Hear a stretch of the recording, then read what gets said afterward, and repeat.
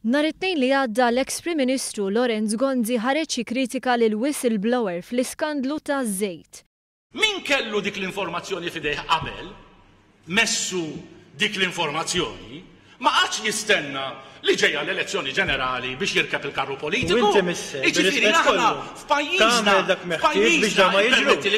Jumejn wara ingħaqad miegħu il-kap tal-Oppożizzjoni Simon Busuttil li qal li l-każ huwa tfih ta' tajn lejn ħaddieħor għal raġunijiet politiċi.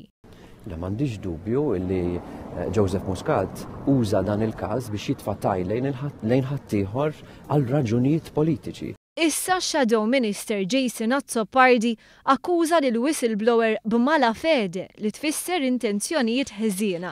Min kellu l-informazzjoni u bil-fors kien hemm min kellu l-informazzjoni jaf li kienet isir il-ħażin għal numru ta' żmien u mbagħad l-informazzjoni uża skopijiet politiċi partiġani naħseb hemmhekk huwa l-ħażin, hemmhekk hija l-mala fede.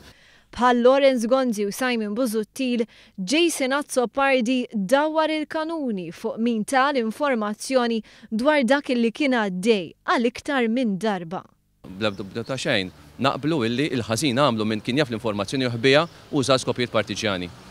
Għalkemm Jason Azzopardi stqar li bil-fors kien hemm min kellu l-informazzjoni, il-Partit Nazzjonalista qed jieqpa' siket dwar jekk Gvern Nazzjonalista kienx jaf bl-iskandlu qabel kien żvelat mill-Malta Today.